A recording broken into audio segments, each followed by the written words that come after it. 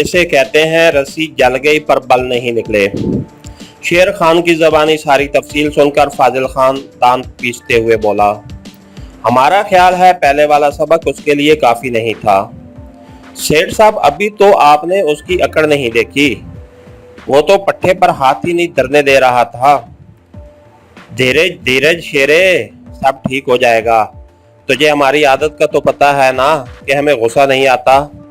वो तो ठीक है सेठ साहब, पर मुझसे तो आपकी शान में गुस्ताखी बर्दाश्त नहीं होती। शेर खान के लहजे में खुशामद कूट कूट कर भरी थी। यूं करो, दोबारा थानेदार के पास चले जाओ, उसे कहो कि आज रात के लिए इस्माइल को हमारे हवाले कर दे, सुबह सवेरे उसे बाखैरियत वापस कर देंगे। उसे अभी ले आऊं या नहीं, लाना रात को है। ठीक है सेठ साहब। शेर खान सलाम कहते हुए बाहर निकल गया।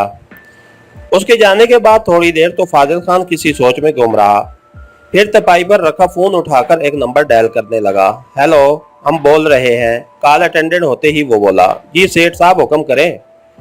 ठेकेदार, फिलहाल हमारा काम मौखर कर दो क्योंकि कुछ पेचीदगियां पैदा हो गई हैं। चंद दिन बाद शुरू करना। जैसे आपकी मर्जी सेठ साहब, बस शुरू करने का हुक्म दे देना। ओके कहकर उसने रिसीवर क्रेडल पर रख दिया। अम्मी, कुछ पैसे पड़े होंगे? शकील ने किचन में मसरूफ माँ से पूछा। क्या करना है पुत्र? वो अम्मी, आपको तो पता है ना इस्माइल के साथ कितना जुल्म हुआ है, तो मेरा इरादा है कम अज कम उस गरीब के लिए कोई वकील ही कर लूँ। आए हाय लड़के, जला तो नहीं हुआ? तुझे किसने कहा वो बेकसूर है? पूरी दुनिया झूठी है क्या? और पुलिस वालों ने खुद उसे रंगे हाथों पकड़ा है। कोई ज़रूरत नहीं पराई आग में कूदने की। मगर अम्मी, वो मेरा दोस्त है। और दोस्त है तो क्या हुआ?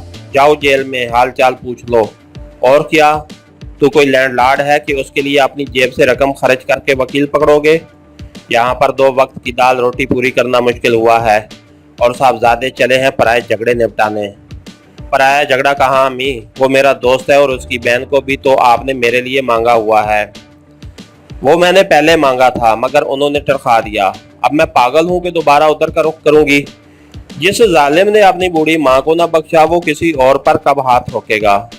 अम्मी जी, मैं आपको पहले भी बता चुका हूँ कि इस्माइल बेकसूर है, उसके खिलाफ साजिश हुई है। ये सारा किया धरा उस बेगैरत फाजिल खान का है, वही गुंडा बदमाश जो पहले अपने मोहल्ले में रहता था, आजकल सेठ बना फिरता है। उसने इस्माइल और उसके घराने के खिलाफ ये सारा मंसूबा तरतीब दिया है। पुलिस भी उसके साथ मिली हुई है। फिर तो पुत्र, मैं तेरे सामने हाथ जोड़ती हूँ। शकील की माँ ने सचमुच अपने आटे से लथड़े हुए हाथ उसके सामने जोड़ दिए। तुझे साईं 11वीं वाले का वास्ता, तू उस काम में ना पड़। मैं बेमौत मरना नहीं चाहती। ये ना हो पुत्र कल इस्माइल की जगह तू हवालात में खड़ा हो। ऐसे ही अमी हवालात में जाऊंगा बगैर किसी कसूर के। तू खुद ही तो कह रहा है कि इस्माइल बेकसूर हवालात में बंद है, तो तेरे साथ कौन से सर ख्वाब के पर लगे हैं? पर अमी, इस्माइल क्या सोचेगा कि उस मुश्किल वक्त में उसके किसी काम ना आ सका? बेटा जान है तो जहान है, और ये भी जरूरी नहीं कि तेरी वजह से वो बच जाए। जब पुलिस उसके खिलाफ है, वो मौका फाजिल उसके खिलाफ है, तो उनके खिलाफ अकेला तू क्या करेगा? बेहतर यही है कि तू चुपका रहे।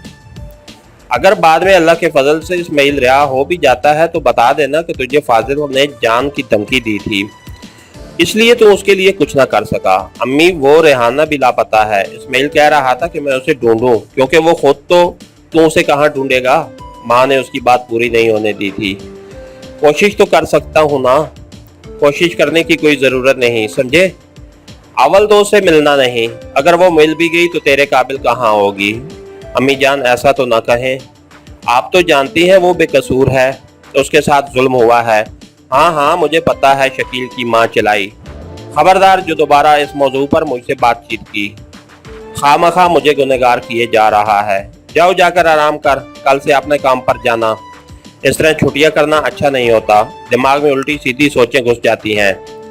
शकील ने लाचारी से माँ की जानिब देखा और फिर खामोशी से उठकर अपने कमरे की तरफ चल पड़ा। माँ की बातें तल्ख होने के बावजूद हकीकत पर मबनी थीं।